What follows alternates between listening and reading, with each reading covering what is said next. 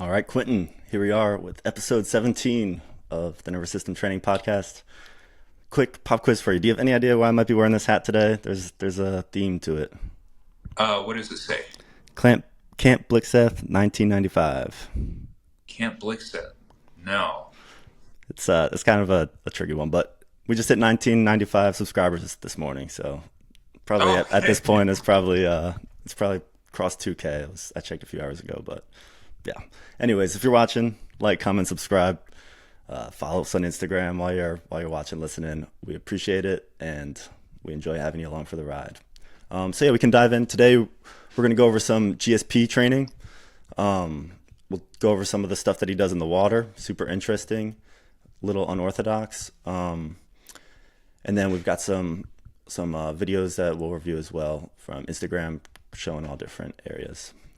But yeah, let's dive in with George.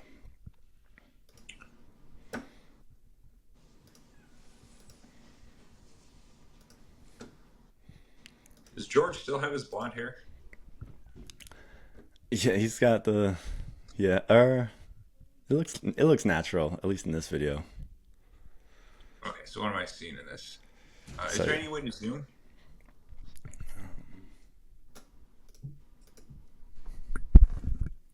Or maybe I could zoom. Maybe I could do that. Oh, I can do it. I got it. Okay, so it looks like George is doing the pool training. yeah. What are these things on his ankles? I've seen them before, but I'm not sure exactly what they are, how they work. Yeah, so there's a couple companies that utilize these type of like paddles that you can attach to your ankles, you can attach to your wrist, or they have like these things you grab hold of. There's a couple companies. One company I know is called Aqua. There was actually a trainer when I was a personal trainer that was big into this. He was big into Aqualogics. So they have their own movements, their own exercises. And I tried it a couple times and I really like the tools. They're a little expensive though, but they're supposed to help create more resistance. Now, George, a lot of stuff we're seeing here, this is a lot of stuff he learned from Sports Science Lab when they were doing his ACL rehab back in 2012, I believe, is when that took place. And I'd have to say, like in this, he's working like alternating punches, and he's also looks like he's alternating his split stance on the water. And this is working internal external rotation, a little bit extension out of the legs. Really good for jiu-jitsu practitioners to work some of those seated pool movements. Now, pool training is freaking phenomenal. People have no idea how much better this helps you move, makes you feel super healing to the body. Like, imagine doing strength training, performance training, and physical therapy all at one time.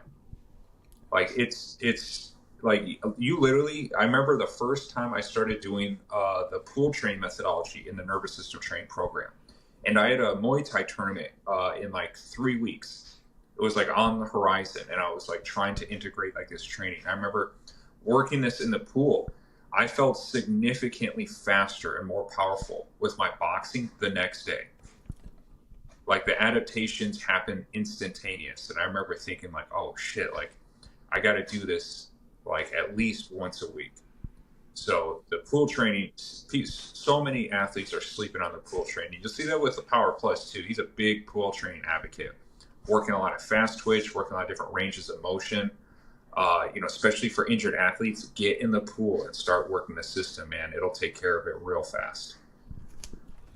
Yeah, it's pretty interesting. I've tried a little bit. My apartment has a saltwater pool, which I love, but um, yeah, it's good stuff. And like you said, you feel it fast. Here's one video I found when I was trying to find this George video of Jeremy Stevens. I'm curious just to compare and contrast their styles. What do you like and dislike about the way Jeremy's doing it versus the way George was doing it? Sure. Okay, so it looks like yeah, he's using kind of similar tools. Maybe it's Aqualogics, maybe it's a different company. The first thing I Okay, noticed so is the speed. yes, I would say the speed is not optimal, but it also depends on what are his goals. He could be out of training camp and maybe he wants to work a little hypertrophy. He wants to work more strength. So, and it's not saying that it's wrong. It just depends on what he's trying to accomplish. Now, if you are in camp or you're trying to develop more speed, strength, and power, like you want more of the speed side of things, you gotta go a lot faster. You know, you really have to drive and accelerate your techniques or your movements as fast as humanly possible. So, and it doesn't seem like he's putting a lot of intensity into it. Maybe he's doing this for physical therapy. I'm not sure. Uh, but, you know, I like the fact that he's got the right idea. Yeah. Yeah, it's very intriguing. I've never tried. Have you tried these weights, resistance whatever you'd call those? Yeah, I usually just call them like paddles. Paddles. Those kind, no, I haven't tried those kind. I've tried other kinds that are shaped more like it's like a cone or something that goes over your hand, and there's like a handle that you hold on to. I haven't tried those ones though. Those are kind of interesting. Yeah, these ones they're so much bigger than the ones George has. Part of me wonders if that's the reason it's slower. It's just a lot more resistance. Could be that, and you know, he's talking, he's kind of having conversation mid-exercise, so that's kind of giving an indication that his like the neurological stress and his rate of force development isn't super high. If he's able to like hold a conversation and joke around. So yeah, like I said, you know, I'm not sure exactly what the goal is that he had in mind. Is this like a physical therapy? You know, because if he's trying to like therapy a shoulder, trying to get his back muscles working better, maybe he's like, this is like a little bit of a recovery session, trying to deload the body, but still keep some sort of eustress running through his nervous system. You know, that would make more sense. But for speed development, for improving like your striking and your force generation, you want to go fast. If you look at old Marinovich videos with BJ, like they had him like pushing through the water, like don't put like as hard as you can drive it. Yeah, you won't find too many of those videos where BJ's moving slow in any way. Yeah. All right, let's go back to George. And George does a lot of interesting things. This is one device that we were just talking about. Yeah. How does this work exactly? So this uses air resistance. I believe it's technically a form of centrifugal force resistance. And this, okay, so the great thing about air resistance strength training, that this runs on a very similar principle as the isokinetic machine. And George actually has an isokinetic accelerator at his house he got from the sports science lab. And this is probably the most underrated form of strength training out in the fitness and performance world. Like, especially for older people who have a ton of joint agitation, joint compression, you get them on these air resistant strength machines. It just is so much smoother as far as how they can drive their strength through their joint angles. And you don't have something really heavy like on your back or kettlebells. You don't have like a ton of compression on your body. You know, so it really frees up the nervous system to communicate with the rest of the body more efficiently.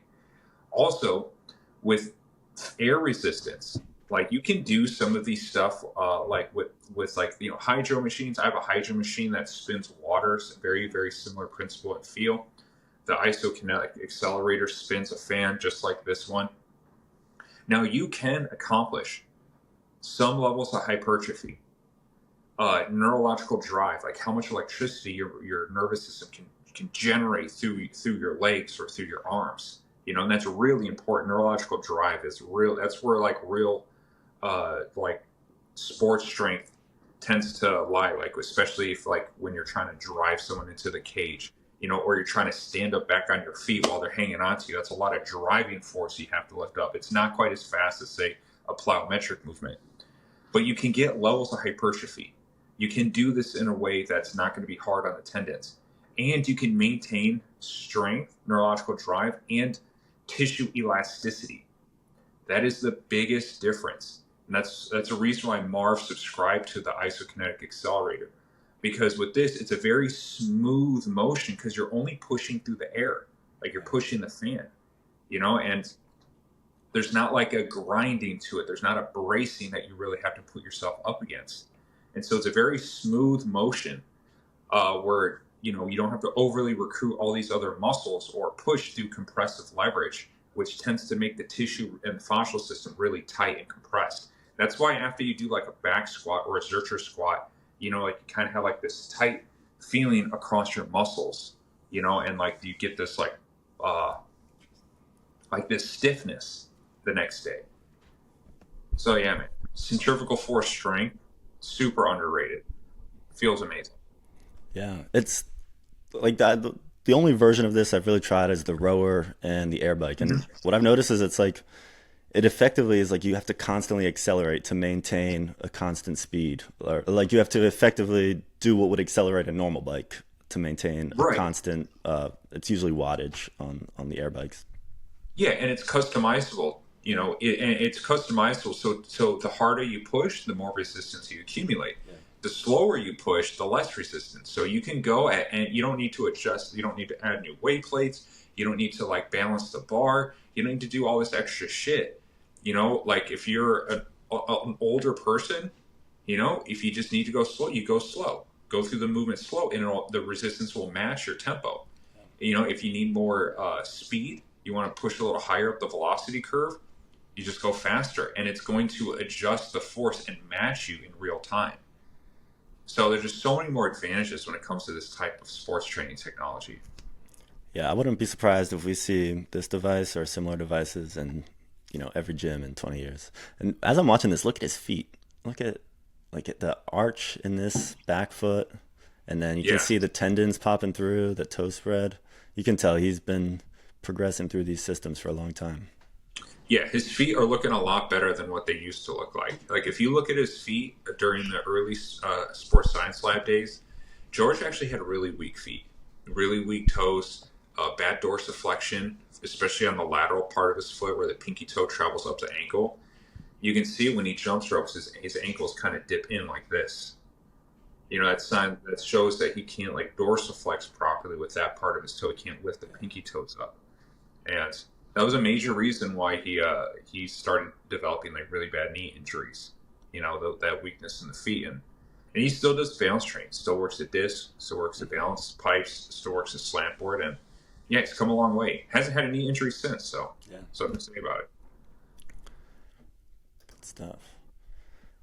All right, here Yeah. he is So with this. here is the isokinetic accelerator that he got from Sports Science Lab. This thing is 3 times the machine as that bar with the fan that we just saw. This machine, I only used it one time in my whole life when I was at Nick Kerson's training facility getting my certification. And it works on the exact same principle, but I believe this machine is far more versatile. You can do a lot more different movements. You can go upside down. You can do deadlifts.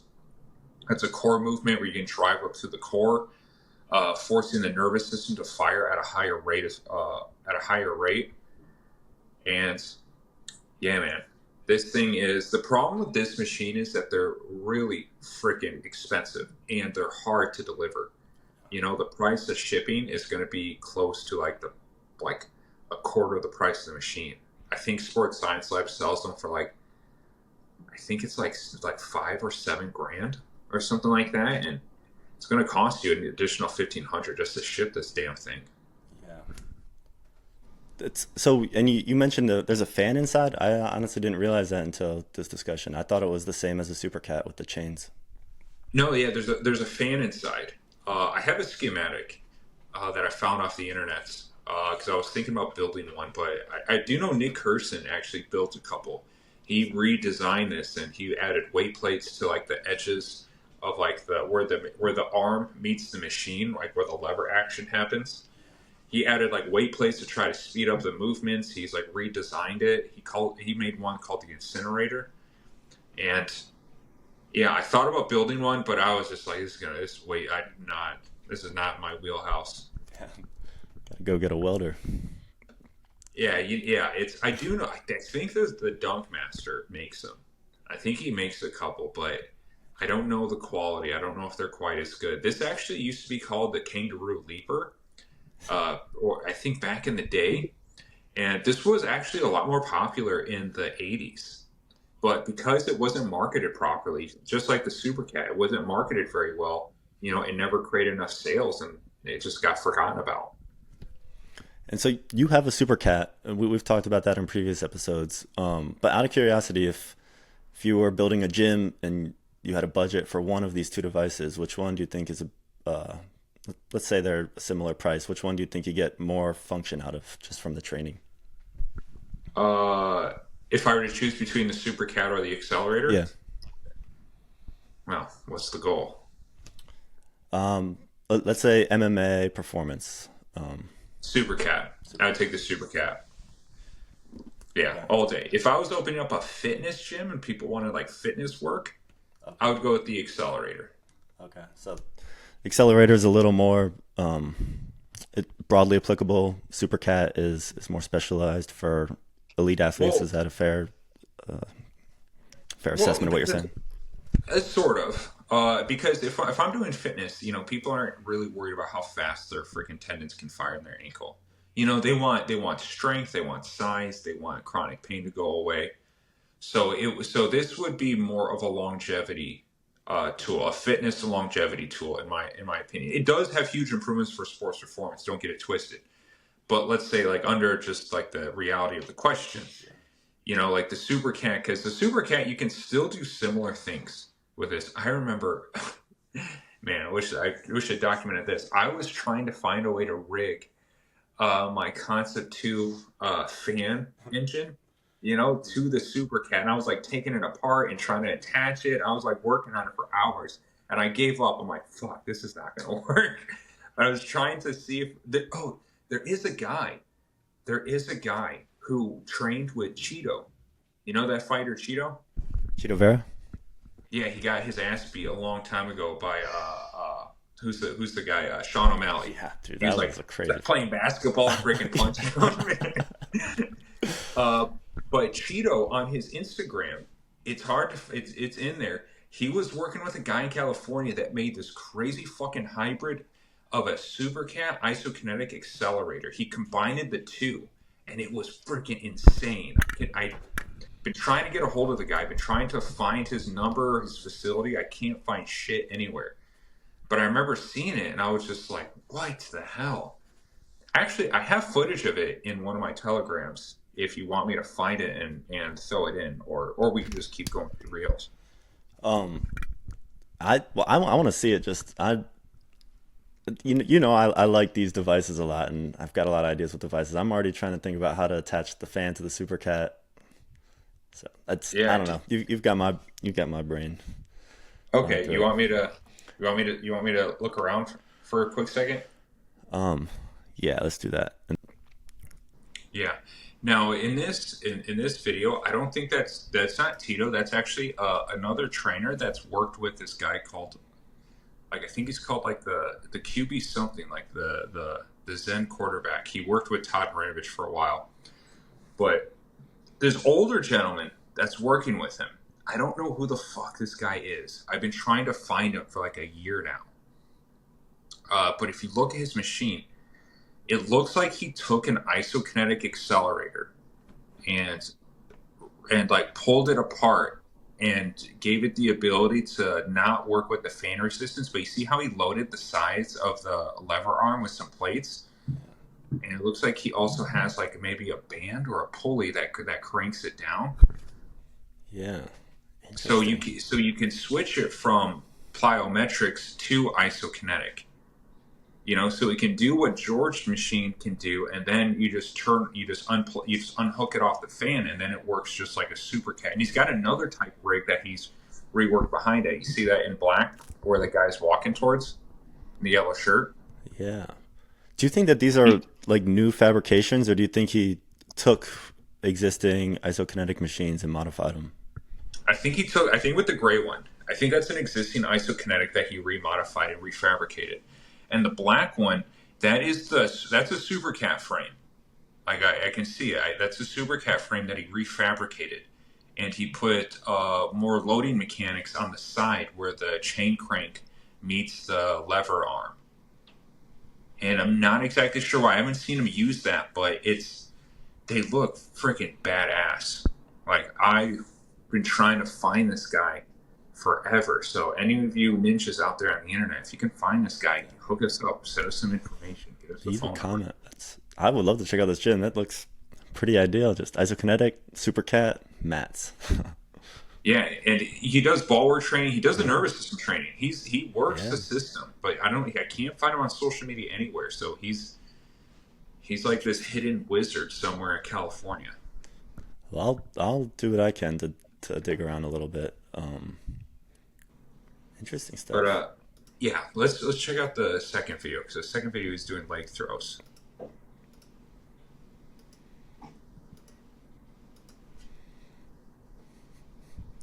This is the same one. Yeah, here we go.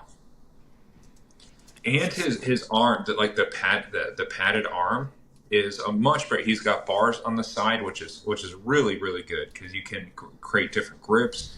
You can even start pushing more like Olympic lifting style mechanics if you wanted to. And with this, yeah, so I think he's got the accelerator. Yeah, he's got it hooked up to the accelerator. He detaches the fan, and then it becomes like a SuperCat. You see that? You see the fan moving? Yeah. Interesting. Yeah, dude. I did not get how this worked. I was now that I see the inside, it makes sense. I was imagining different mechanisms. Yeah, so you can go plyometric. You can go neurological drive. It's just I like that one a lot.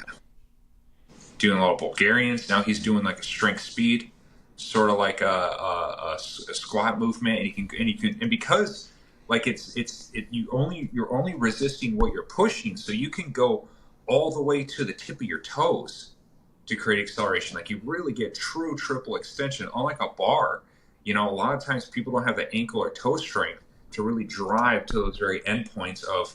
Technically, they say triple extension. It's actually quadruple extension because your toes have a flexion and extension as well that the current model doesn't count for some crazy reason. They only count ankle, knees to hips, but technically it's toes to ankle to knees to hips. And you can work 4 layers of extension and flexion. You see, it's just freaking beautiful. Yeah, I would love one of these. There's one part where the fan's not moving. Where was it?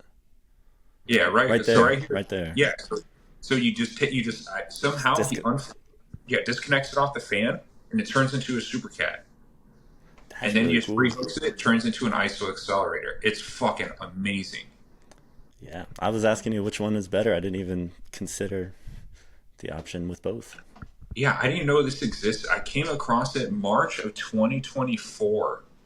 March of 2024. I came across it, and I'm like, what? Like, what is this? Who is this wizard? What spells does he have? Yeah, and this guy Dylan Bradley is the athlete, I'm guessing. He's a coach. Okay. He's a coach that I follow. They do a lot of like nervous system style training. I think they worked with Todd Marinovich back in the day.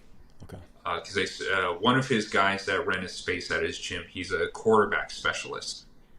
He played he's a quarterback for like arena football and stuff like that. He does like private lessons. But me and him were talking back and forth like back in 2022. He was doing ball work stuff, making videos on it, and I was showing him like, hey man, I do the same stuff. So we have a little bit of, we're pretty some friendly space. But yeah, man, That's like cool. I don't know how this freaking guy fabricated, engineered this bitch, but he did it, and it looks freaking amazing. Yeah. And I'll try to track him down. But again, anyone watching, help us out. Yeah, help us find this guy, man. He's like, all I know is that he has a facility somewhere in California. That's all I can figure out. And every once in a while, I'll come across a video like of, there's this one guy named the sports physicist who was mentored under Marvin Gary Marinovich as a black gentleman. I can't remember his name. He did some work with him on Instagram. I remember coming across it. So yeah, you'll see some athletes working with him like once in a while. If you search in the reels, if you search like SuperCat or Isokinetic Accelerator, a couple of his videos have popped up over the past decade, but I don't think he has any social media at all. Interesting. A couple of reels over the past decade. That shows how deep in you've been. Yeah. And remind me, we got into this with Cheeto Vera. Cheeto Vera trains with that trainer, or he trained on that machine. What was the connection with Cheeto? So Cheeto did a couple sessions with him, but I don't think he stuck with it. Okay. That's a huge mistake, Cheeto. You fucked up, bro. You got to get back on that. Yeah. You got to get back on that yesterday. So Cheeto, if you're listening to this, man, You got the freaking bread, man. Look at that truck. You Yeah. got the bread. Go hire that guy, man. Get that belt. I pulled this up when we are talking about Cheetah just for the entertainment. This is a hilarious video to me. Yo, man. Guy, guy Isn't coming up, pulls out, and Cheetah just calm, this collected. guy pulling up with a machete? I think he had like a handgun or something. It might have been actually it was a knife. I remember when it originally came out, it mentioned knife.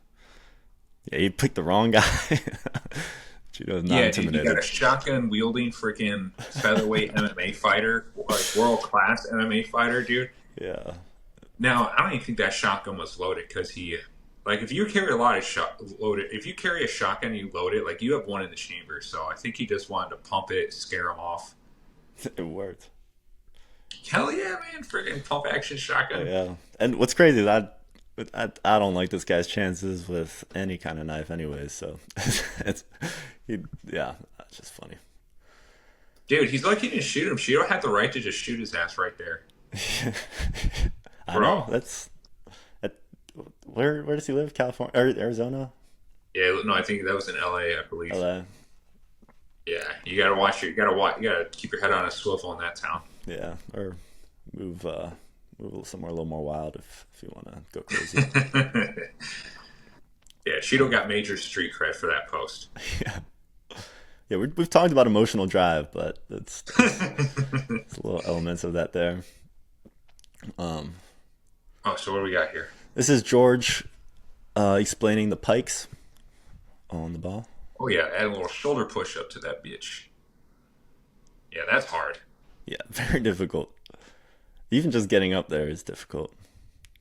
Yeah, so pike ups are really good, especially if you have like back flexion issues, or if you have weakness in like your quad to hip flexor connection. Like, this really is good for training the core to quad to hip flexor connection at the pike ups, and he's even going to the tops of his toes, Yeah. to kind of create like a little bit of toe strength. I personally like to point mics, extend my ankles to get more flexion out of my pelvis and lower back. But yeah, this is a really good movement. Like, these kind of movements, if you have lower back pain, if you have lumbar issues, you need to be doing now the shoulder push-ups you could probably skip, but these core movements on the ball, because when you pull away on that pike, what you're doing and you roll backwards, what you're doing is you're creating a lengthening process to your front line plane. Like, your I think it's called your superficial front line. It goes from like your adductors to your abdominal wall, all the way up like through your chest into your neck. You're lengthening it out and then contracting it again.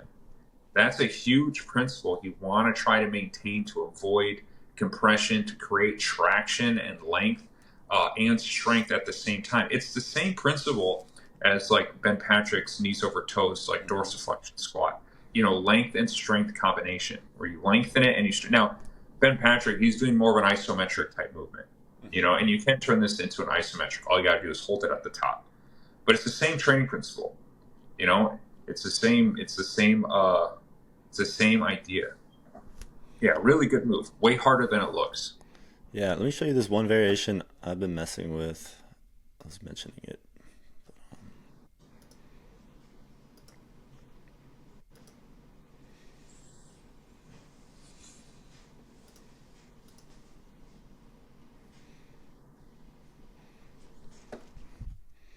All right. My form isn't as good, but so Okay.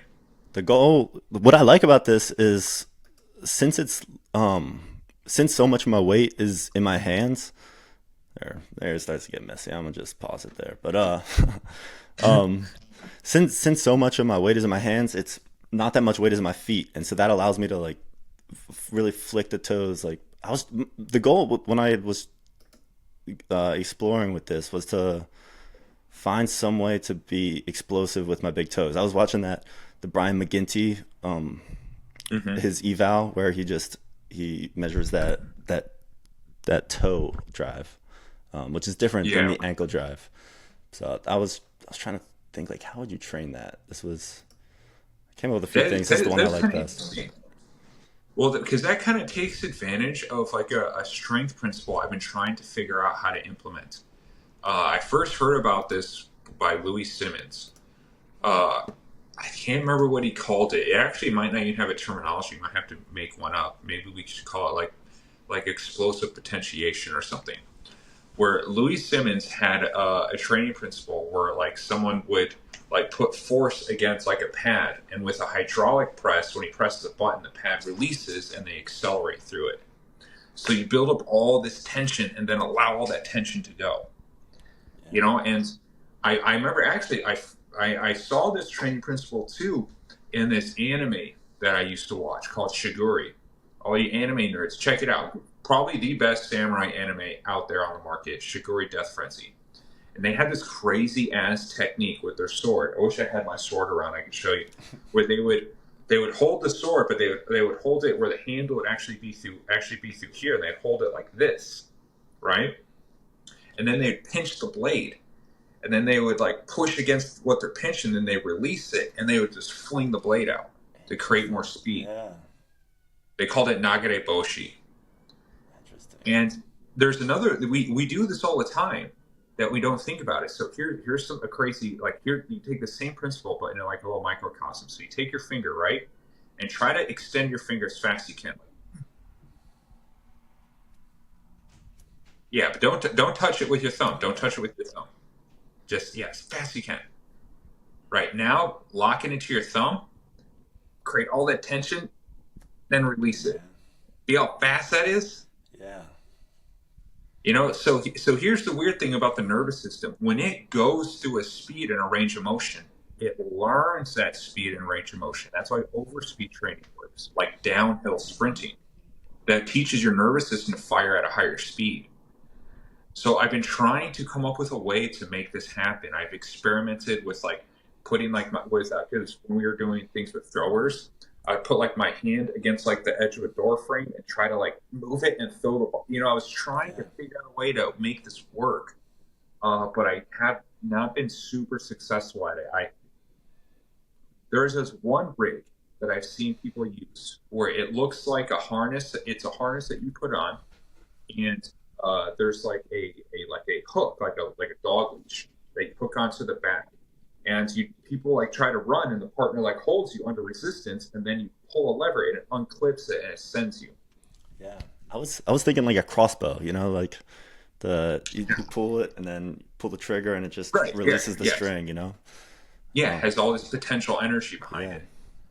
And so I thought about, man, if I could find that type of rig.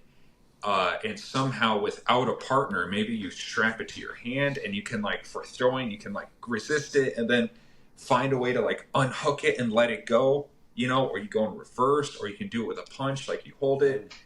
What Louis Simmons wanted to do, he had like, it looked like a pole, like a steel rod with these different pads on it and a hydraulic compressor attached to it. And his idea, he was talking about how like there'd be like this platform, like for boxers, you push, and then he'd hit it with an air piston and go like, psh, and like you just release right through it. I don't know if he ever put it together, but he was saying this is going to change the way we do explosive strength forever. But that was like 5 years ago. I have a bow that my old boss gave me, but it came with the trigger, you know, like the trigger mechanism where you put the trigger on the bow, you pull it back, so you're still holding it, but rather than having to let go and deal with the friction, but I bet you could set that up with some kind of rope, and then if you had a trainer, there's definitely some way to set that up. Yeah, that was the hard part. If you have a partner, you can figure it. I mean, you can just do it with like, you can just have someone like hold your hand and you just move it. Yeah. Right. Mm-hmm. But if you're by yourself, that was the hard part. I was trying to figure out how I can do this like with myself. Yeah. You know, I thought about maybe heavy bands that you hold and then you just let go. Mm-hmm. You know, as a way to do it, but you know, it's still in the lab. It's still in research and development. There was one video we saw last week where there was a guy, he had a 10-pound weight plate on the wall and he was holding it with a stick that was like perpendicular to the wall. And so he was pushing into the wall and then he let it go and followed with the hooks. Then went into the motion. Yeah, so that's similar to that. That's active potentiation activation. Now, I wonder if there's a difference between that delay of pushing tension, letting it go, and then going into action, and then immediately holding tension and then releasing it into action. Like closing that gap, I wonder if that delay, if that would kind of add more improvements. I'm not sure though. You've got me thinking about these ones. I know, man. This Yeah. is like welcome to my world. Yeah, I'll be in the lab this week, trying to string up my bow in the apartment gym. Figure out a way to shoot our limbs off faster. Yep, scaring everyone in the gym. All Okay, right, so what else do we have to look at? let's go through some Instagram rapid fire. So Okay. just got some reels.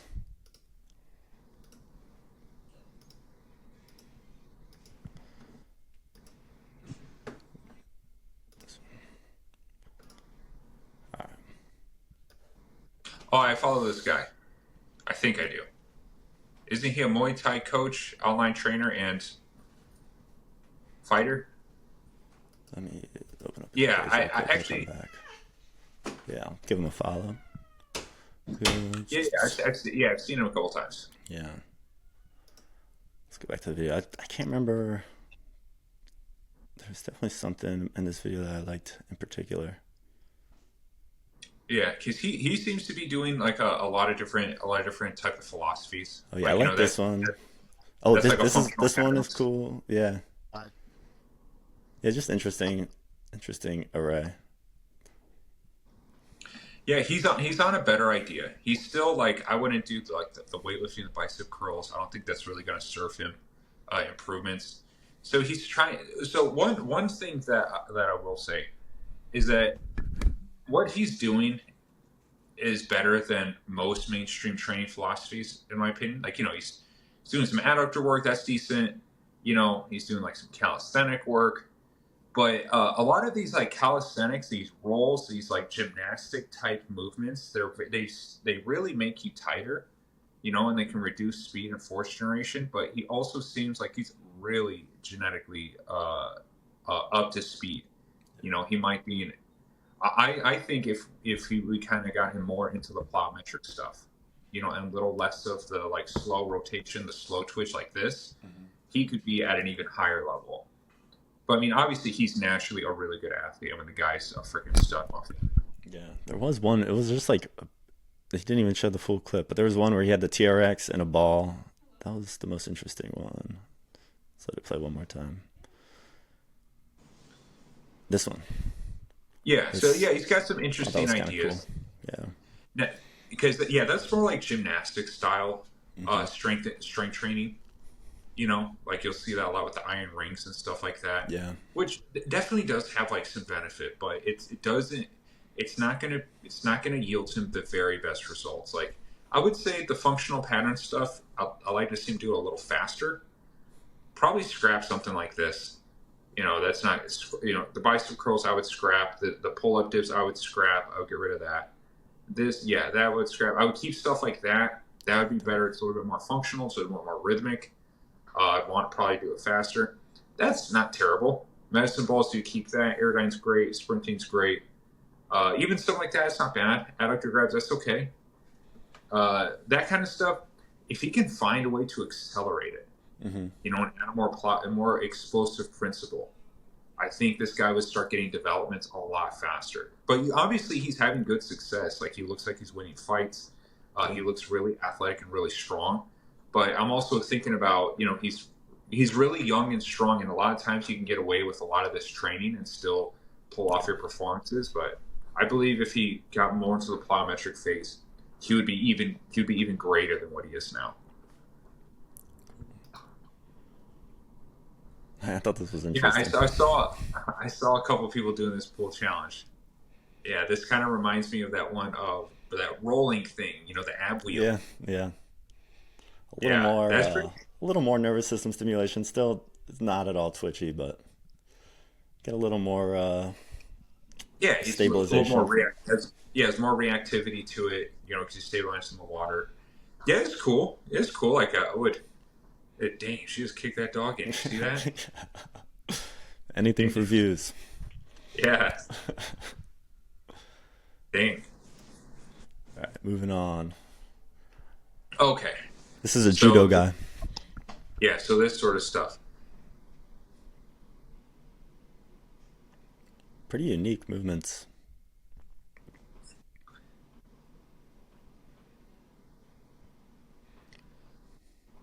Okay. So as far as some of these is I'm not like I think he's got some pretty interesting ideas. Like that's pretty interesting idea. I would say if he could just change this tempo, if he can just change the speed of his modalities, this would get him so much further. You know, because I like the creativity. You know, he's trying to be very sport specific. He's trying to do things that are going to create strength and leverage. But you also got to think about, like, I've seen some of these guys do that where they'll put a band around a kettlebell and they'll work like their punches and stuff like that. You know, and that's great. Like that will help with some strength endurance, but that's not a big determining factor. Like that's not how you get your punches faster and harder. You know, it's what you're doing. Actually, it slows down your striking. This has been proven by the Soviets. You know, like repetitive slow twitch movements. You know, that's why I'm not a fan of like the dumbbell shadow boxing. Like I think you should do like 1 pound dumbbells. It should be light. It shouldn't be more than 2. If you see guys with 5 pounds, like you're slowing yourself down. You're doing you're teaching your nervous system and your muscle system and your fascial system to start moving slower. Now, that alternating row, I think is kind of cool because it's going to have an eccentric principle naturally. I'd probably do it slower. Yeah, something like that. That's interesting. You know, a lot of this just needs to be done faster because it's too slow for stretch shortening cycle activation. You know, and all his judo is going to rely on that stretch shortening cycle. So, you know, if you're a martial artist, if you're trying to find more ways to improve your abilities, always keep in mind you need more of what you do, not more of what you don't do in your sport. You need more of the sport's muscle action, and that's fast, explosive velocity. Now, here's where I think a lot of guys get confused because developing strength does improve durability and it does improve velocity, but it doesn't improve it that much. You don't want to create your strength this way. You want to create your strength more isometrically. You know, so you have thicker, denser tissue that can sustain more punishment and also develop more motor unit recruitment. So you can recruit more muscle fibers to start working for your body. So when you do go into the explosive movement, instead of using 80% of your muscle fibers, now you're using like 95. And you also got thicker muscle tissue and thicker tendon tissue. And you also don't have tissue that's getting stiffened through the slow work. Okay. You know, and you're teaching your nervous system to only use the fast twitch mechanism. Right now, this is all more slow grinding, bracing movements. This kind of promotes slow twitch. You know, it doesn't promote. Now, when you say this, we got to understand that like you can do weightlifting, which promotes fast twitch. Yes, it does help activate those fast twitch mechanisms, but the stretch shortening cycle mechanism, it runs on a different circuit, and that's like when you throw a punch, like the stretch snap to it. That's your stretch shortening cycle. It has to happen fast, like 1.5 to 1 to 0.15 to 0.50 of a second. That's how fast it needs to be to truly activate it. So if you're doing a movement that's slower than that, you're actually under training that circuitry in your body. If you were to train more within that Goldilocks space, into that perfect space of the stretch shortening cycle, you're going to get so much more speed and force generation out of your movements. Interesting. But I like his creativity, you know. Yeah. And this will help. Now, don't get it twisted. This isn't going to make him that much worse. This is going to help. Yeah. You know, but it's only going to help him so much.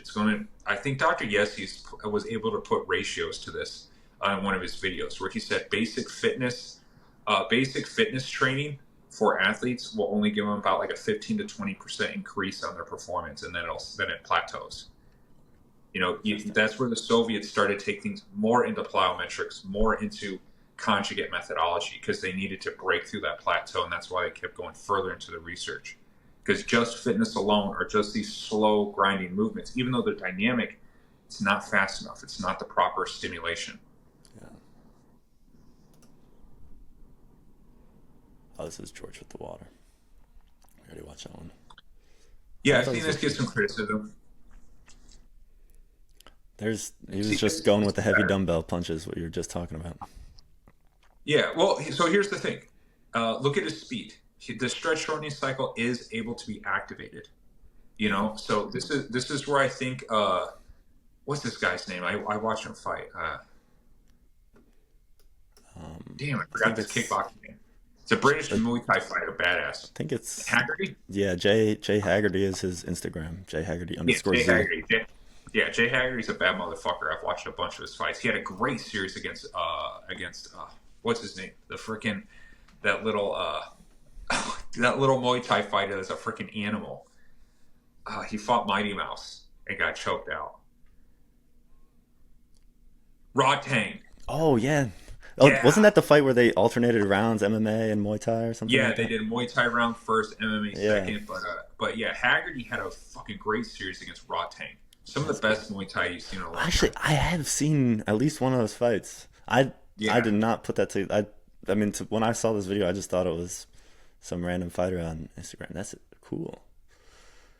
Now this pool stuff is kind of cool, because this is good for like teaching how the body how to extend through the water. You're holding breath.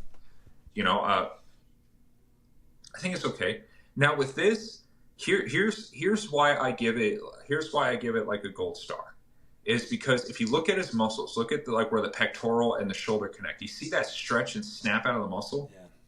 That's the stretch shortening cycle. That mechanism has to be in place in order to get big improvements on your force generation. Now, here's a little slower. The resistance band, I don't think is necessary.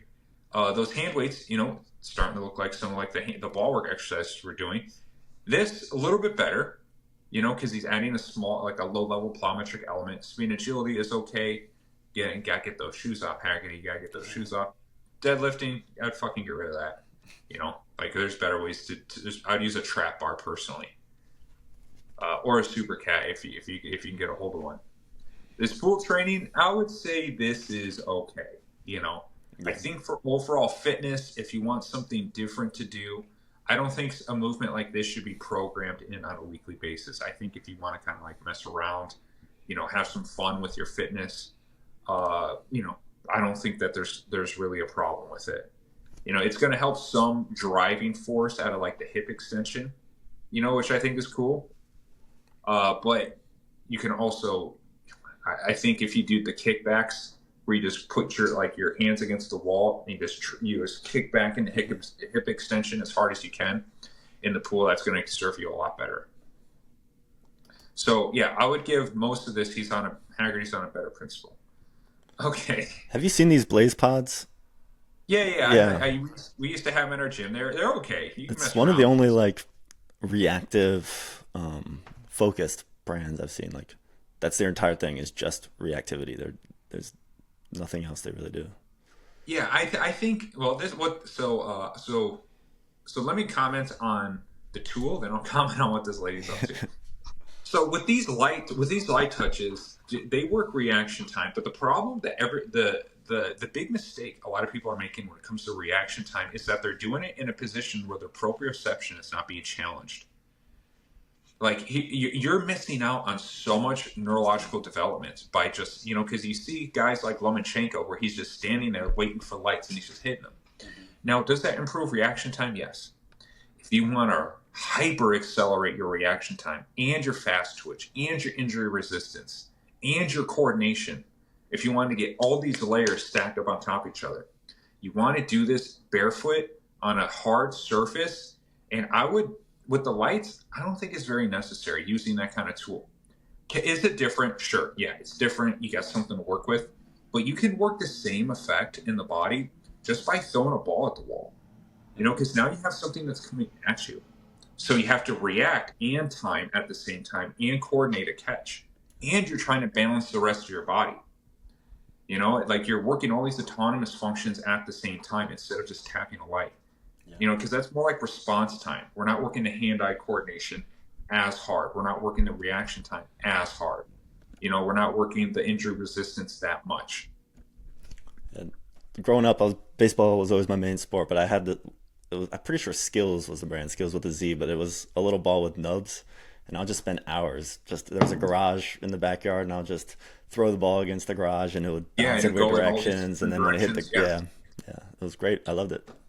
Now let me ask you this, Jake. If you were to work with these lights and then that skills ball, what do you think was pushing your mind and your athleticism more? The ball, the ball is. I mean, I spent hundreds of hours entertained by that thing. Like it was yeah, Yeah, it's because it hits more layers. Because now you can add speed and agility movement to it. You can start. You have to guess a trajectory. And when it comes to hand-eye coordination training, you're not playing video games. Like you don't have to see. It's not a point and click. You have to estimate something coming at you.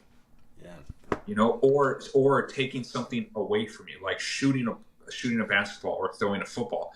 There's a calculation of distance and trajectory your brain has to try to figure out. Even in boxing, the punch is coming. I have to judge how close it's going to be, and then I have to judge how far I got to extend after I slip it. So when you're working an object that's going forward and backwards, side to side, you're working that internal math, that part of your brain that can make. You know, like, have you ever seen that one meme where the lady's trying to think about something? You see all these equations fly over her head. yeah. Yeah.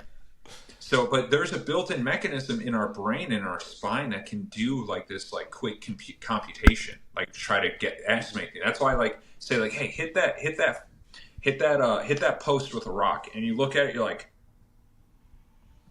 you know, you're not thinking about it, but your brain and nervous system's trying to make all these calculations. Yeah. When you're using these light sensors, you remove that layer, and I don't think that's super effective. I've been thinking about this with a lot of these reactivity drills. Like, there's certain reactions that are just feel based. Like if you're doing jujitsu, you know, someone rolls and then you roll with them. You try to get their back. There's a scramble. It's like I'm never in that situation. I'm never thinking like, oh, when they put their hand here, I'm gonna grab it, and my body just does stuff. You know? It's autonomous. Yeah, exactly. So then like with a lot of these drills, there's the trainer will be calling it out, and on one hand, it's good since like the athlete has to go in and they have to be prepared to move in different directions or whatever the call is. But on the other hand, it's kind of like it's never going to happen in the game. They're never going to be, chasing down the tackle and then think, oh, like let me wait to see if my fellow defender is going to say left or right. They just feel it. It's autonomous, like you said. Yeah, well, I would say as far as the call-outs, I do think there is a place for call-outs depending on the sport and athlete. Like in combat sports, I think call-outs are 100% necessary layer because when you compete, there's a ton of call-outs. Yeah. Like especially in MMA, in jiu-jitsu, there's a lot of instructions your coach is giving you in the background that you have to try to like think about.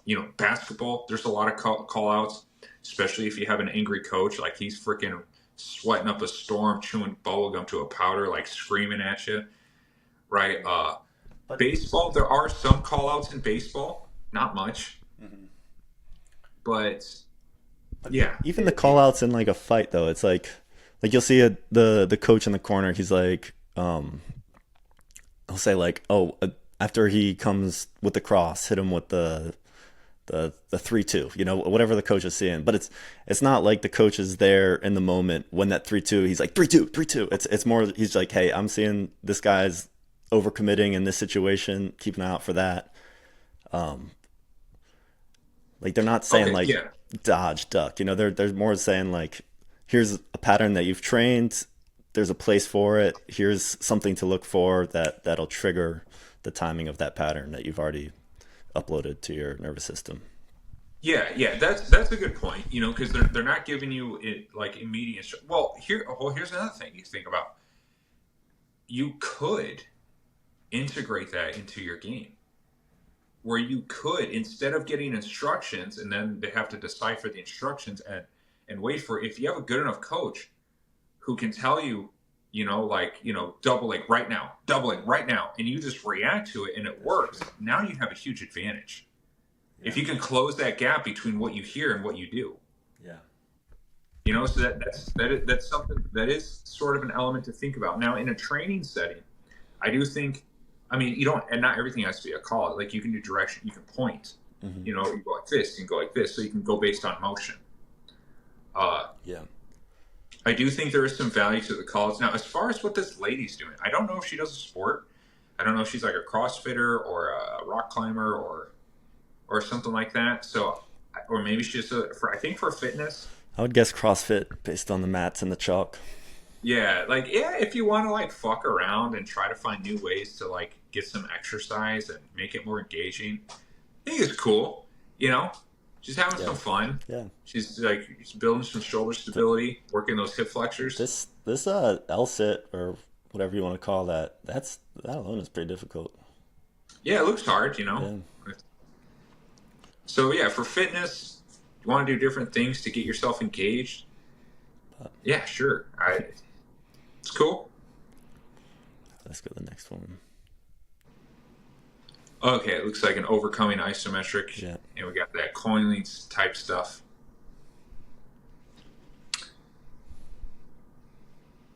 I wonder how long he's been holding this for. Yeah, so this looks like maybe he's got like a soleus weakness going on in his calf, which is creating that instability. You know, and that's something I've seen before when the leg goes under flexion and they have to drive into a position. You kind of see that shaking. I see that with the ball work sometimes when they're doing the upper body ball work and I force them to engage their pinky toes, you know, and stop locking out their ankles.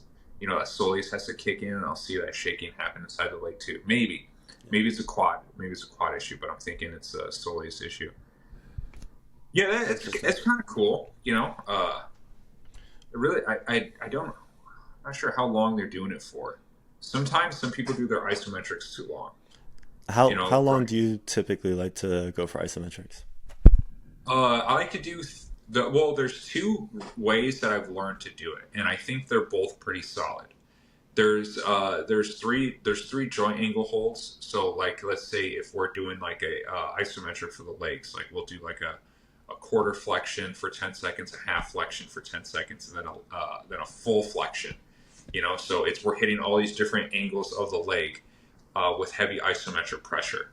You know, then we release it. So it accumulates to about 30 seconds of time under tension. I think there's another way that I learned from SSL Finland where he was working like 8 to 10 joint angles at 2 to 3 seconds per angle, which I thought was pretty good too. We had some athletes get huge increases on their jumping. We also had some athletes where we got no increases. Okay. So we got about very similar results. Mm-hmm. You know, I would say the three positions is a little easier to coach through, you know, and to get the athlete to kind of understand to hit all those joint angles. So I do think that's one area of isometrics that's missing. Mm-hmm. Because you also have to get recruitment while the muscles and tendons and fascia are under all these different angles of length. You have to get recruitment. Because that also teaches the nervous system how to trust those joint angles and those new tissue lengths under tension and under strength. You know, and so that can really improve the biomechanics of like your explosive movement. Next one. Oh yeah, this is a product of a rabbit hole I went down. This is a thumb training device. My question that I was working with ChatGPT on this. I think the exact question I started with that drove me down this rabbit hole was saying Dr. Chong Shi, I think his last name is pronounced. The hyper arch guy. I put in ChatGPT. He's got the best system for the big toes that I've seen. And who would have an equivalent system for the thumbs? And I was finding no one, which was interesting to me because I mean, like through the nervous system training, it's pretty clear that the big toe is crucial for your foot. And so I was thinking the thumb has to be similarly crucial for everything in the upper body. And the only difference is that we don't have like modern narrow finger box gloves, you know, the same way we have narrow toe box shoes that are kind of like leading to chronic weakness for everyone. So everyone is still using their thumbs in similar ways to what humans are built for. But yeah, I don't see any training programs for the thumbs. Have you seen anything, or like have you come across anyone with a Yeah. When it comes to just thumbs, like you bring up a good point. I haven't thought about it too much, but your thumb is a major component when it comes to everything like as far as like your hand functions. Like imagine trying to play basketball just without your thumb. That'd be fucking horrible. Yeah. You know, it's a huge part of like gripping. It's like your main point of leverage. Like it's a big freaking joint too. So that's a really interesting point. I've never thought about it that much as far as like thumb strength. Now, this tool or a tool to strengthen your thumb, I haven't looked into too much. I really like therapy putty though, as far as training the hand or even strengthening the thumb. I think therapy is probably best return on investment. You know, because I can literally mold this shape. You know, like I can make like a cylinder, roll it in and squish it, flip it over, squish it, you know, and work it. And because how pliable and dynamic it is, I can also work any possible angle. I can push it this way, I can push it that way, I can go up, I can just squeeze, I can extend my thumb through. Like I can put a big wad of the therapy putty and push extension through the putty.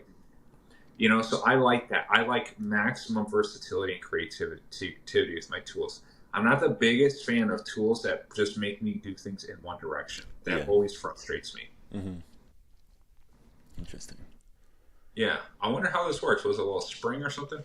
Yeah, it's not a video. I assumed it's some sort of spring. Okay. It's like, it looks, yeah, it kind of reminds me of like, who, you know, like what's that one show? That Steve Harvey host or something like that. Like, you know, like, is it Family Feud? Yeah, Family Feud or something like that, or yeah. Wants to Be a Millionaire. Interesting. Well, there's this. Okay. I've never seen this before. It made perfect sense once I saw it. Little toe wedge? Yeah, a little slant board for the toe. Okay. Have you ever used these before? No, I usually use the putty or I use a tennis ball. I like the tennis ball because I can also kind of curl the toe over and you can squeeze the tennis ball down. You can also measure how strong the toe is getting by how much you can deflate that little tennis ball. That's cool. Yeah, so I was using tennis balls. Now I haven't done like motion through that. Usually if we're working toe strength, and I don't know if they're pressing on this. You know, that's another thing. They could be pressing on it, they may not. But usually when I'm working big toe strength, I don't have the leg go into other ranges of motion. It's usually I just want just focusing on this big toe strength. Yeah. Interesting. I bet that could help, you know, certain people. I wonder if they have plantar fasciitis. Yeah. Or people who are flat-footed who maybe need a little bit more flexion out of the toe, or it could just give you something sensory for you to work with. Yeah. You know, something where you can kind of feel the toe underneath you a little bit more. It can kind of lengthen that plantar fascial tendon underneath the foot. Like as you raise the toe up, that tendon kind of lengthens too. And so when you go through a range of motion, when you squeeze it, maybe it kind of helps add a little bit more, you know, versatility to how you train it. Yeah. It's interesting. I'm sure it could help, yeah. Yeah. All right, well, that's the last one of these things that I have for today. All right. Interesting stuff. Yeah. All right. Yeah, well, we can wrap there for today. It's a lot to think about. I know I'm gonna go experiment with what was it that you called it, the like what we're doing with the finger. Like potentiation strength. I don't really have a word for it. Yeah. But you know what you should do? Actually, I'm going to do this too. I'll race you to it if we can solve this. This is any of you that want to use AI to learn, like, dude, get on it. Like, it is freaking incredible. But set parameters because AIs do hallucinate, so you have to set laws for your AI. You know, I have like 4 major laws where if I'm wrong about something, it has to push back against what I say. If I have something inaccurate, it has to correct me. If it goes against scientific principles, you know, we can't. Like, I have these parameters so we don't get caught in an echo chamber. Yeah. So make sure you do that because sometimes the AI will just stroke you. It'll just like jack you off and think that you're smarter than you are. But what you do, this is some sauce. So you people really want to dedicate the time. Is that if you have an idea, take pictures of your idea. So you're going like this. I'm going to take a picture. Like this. I'm going to take a picture. I'm going to take a picture. I'm going to take a picture. And I upload it to the AI and describe what I'm doing. And it can actually read images and figure out angles. And it'll probably start giving you a more in-depth logical explanation of what's going on. Yeah. Cool. Well, that's that's a project for this week. Yeah, man. All Good right. Well, stuff. yeah, everyone with us here, thanks for watching. Like, comment, subscribe, follow on Instagram, shoot us Yeah, comment videos. questions. You have, Yep. if you have questions, throw it in the IG, in the YouTube. Like, we will answer your questions. We will give you information for free. Don't sweat it. Yeah. Yeah. That's what this whole podcast is for. But yeah, All right. all that being said, have a great week, everybody, and we will be back next week. Yeah. See ya.